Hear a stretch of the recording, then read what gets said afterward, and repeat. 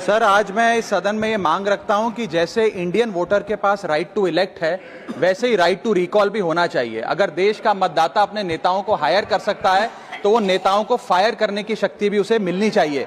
Sir, right to recall is a mechanism that empowers the voters to de elect a neta representative before the tenure ends if he fails to discharge his or her duty. Sir, हम MP MLA चुनते हैं, उसके बाद अगर वो काम ना करे, अपने वादे भूल जाए, जनता से दूर हो जाए, तो 5 साल तक इंतजार करने के अलावा जनता के पास कोई ताकत नहीं है। कोई इंटरिम प्रोविजन नहीं, कोई अकाउंटेबिलिटी नहीं, कोई परफॉर्मेंस रिव्यू नहीं, कोई करेक्टिव ऑप्शन नहीं। चुनाव से पहले नेता जनता के पीछे और चुनाव के बाद जनता नेता के पीछे। और सर, 5 साल is too long a period in this day and age. अगर एक गलत फैसला गलत नेता को चुनने का लिया तो लाखों लोगों का भविष्य अंधकार में जाता है और पूरा क्षेत्र पीछे जाता है। Sir, we can trust our voters to elect. हमें अपने मतदाता पे विश्वास करना चाहिए कि वो अपनी गलती बदल भी सके राइट टू रिकॉल की ताकत से। Sir, let me clarify that right to recall is not a weapon against politicians. It is an insurance policy for democracy.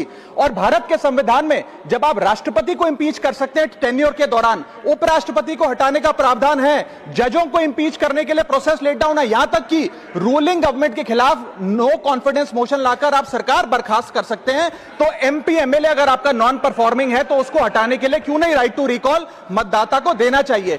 दुनिया की 24 से ज्यादा डेमोक्रेसीज में राइट टू रिकॉल का मैकेनिज्म लागू है, जिसमें यूएस, कनाडा, स्विट्जरलैंड जैसे देश है। मैं आपको उदाहरण देता हूं सर, कैलिफोर्निया में गवर्नर क्रिस डेविस नाम के नेता 2002 में चुने गए।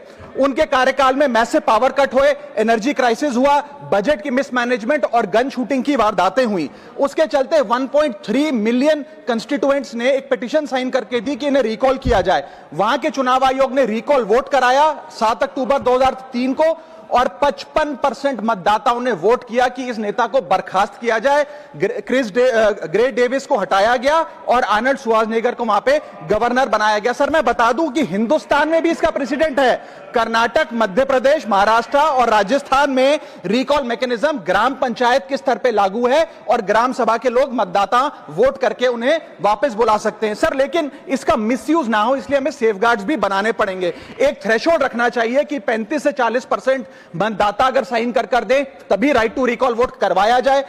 नेता को 18 महीने के लिए परफॉर्मेंस पीरियड देना चाहिए, कूलिंग ऑफ पीरियड, जिसमें उसे ना हटाया जाए। स्पेसिफिक ग्राउंड्स फॉर रिमूवल होने चाहिए ताकि फ्रिवलेस ग्राउंड्स ना हो, और रिकॉल कम से कम 50% वोटों के बाद हो। ऐसा होगा तो पार्टियां भी ऐसे लोगों को टिकटें देंगी जो परफॉर्मर्स हो, ना कि नॉन परफॉर्मिंग एसेट, और भारत की डेमोक्रेसी मैच्योर होगी, सिटीजन एम्पावरमेंट बढ़ेगा, and recall will give the voter the power to fix that right now. Sir, R Girirajan ji,